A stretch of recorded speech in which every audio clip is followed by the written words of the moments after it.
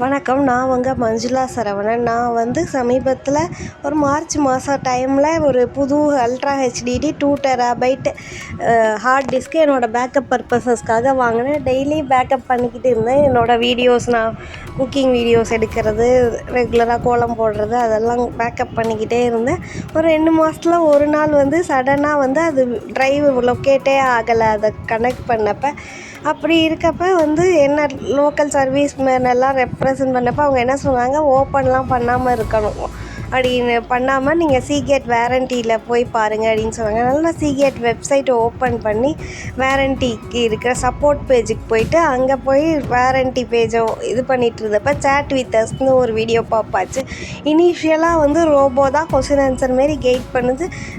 அதில் ஒரு லெவலில் அவங்க சர்வீஸ் இன்ஜினியருக்கு ட்ரான்ஸ்ஃபர் பண்ணாங்க. அந்த சர்வீஸ் இன்ஜினியர் எனக்கு டிஸ்கெலாம் மவுண்ட் ஆகுதான்லாம் செக் பண்ணிவிட்டு மவுண்ட் ஆகலைன்னொன்னே வேரண்டி பீரியடில் இருக்கிறதால எனக்கு ரெஸ்கியூ ப்ராசஸ்க்கு கைட் பண்ணாங்க.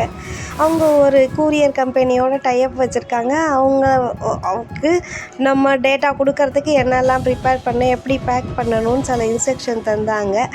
அதெல்லாம் வச்சு நான் ஃபாலோ பண்ணிவிட்டு அவங்களோட கூரியர் சர்வீஸ்க்கு ஷெட்யூல் பண்ணோம். அந்த லிங்க் வச்சு நம்ம தான் நமக்கு வேண்டிய டைமை ஷெட்யூல் பண்ணிக்கணும். ஷெட்யூல் பண்ணோன்னா அவங்களும் அந்த கூரியர் பர்சனும் என்னோடய ட்ரைவை செக் பண்ணாங்க. அது ஓப்பன் ஆகாமலாம் இருக்கா அப்படின்லாம் செக் பண்ணிவிட்டு கன்ஃபார்ம் பண்ணிவிட்டு பேக் பண்ணி எடுத்துகிட்டு போயிட்டாங்க.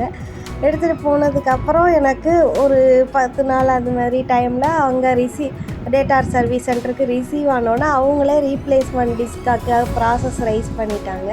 அவங்க ரைஸ் பண்ணி 10 நாளைக்கு அப்புறம் எனக்கு ஒரு 4 டெராபைட் டிஸ்க்கு தானாகவே ரிசீவ் ஆகிடுச்சு. வீட்டுக்கு புதுசு. அது நல்லா இருக்குது. டைப் சி இது. அதுக்கு வேரண்டி இன்னும் 3 இயர்ஸுக்கு இருக்குது.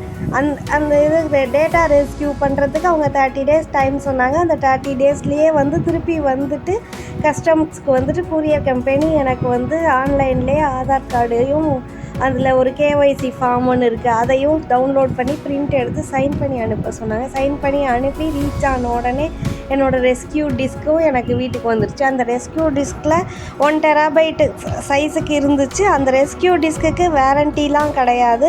அவங்க கொடுத்த இன்ஸ்ட்ரக்ஷன் படியே அந்த ரெஸ்கியூ டிஸ்க்கை ஓப்பன் பண்ண ட்ரைன் பண்ணப்போ அதுக்கு பாஸ்வேர்ட் ப்ரொடெக்ட் ஆகிருந்து. பாஸ்வேர்டு எனக்கு செப்பரேட்டாக மெயில் பண்ணியிருந்தாங்க.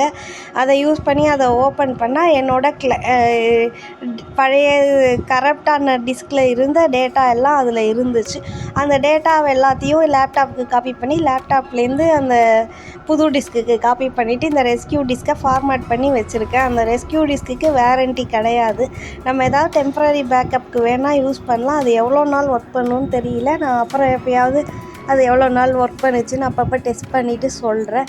இதுதான் என்னோடய சீகேட்டோட எக்ஸ்பீரியன்ஸ். சீகேட் இன்ஜினியர்ஸ் ரொம்ப ஹெல்ப்ஃபுல்லாக இருக்காங்க. உங்களுக்கும் இதே மாதிரி பிரச்சனை வந்துச்சுன்னா அதை ஓப்பன்லாம் பண்ணாமல் நீங்களே ஏதாவது ட்ரபுள் ஷூட் பண்ணாமல் அவங்களே அப்ரோச் பண்ணுங்கள்.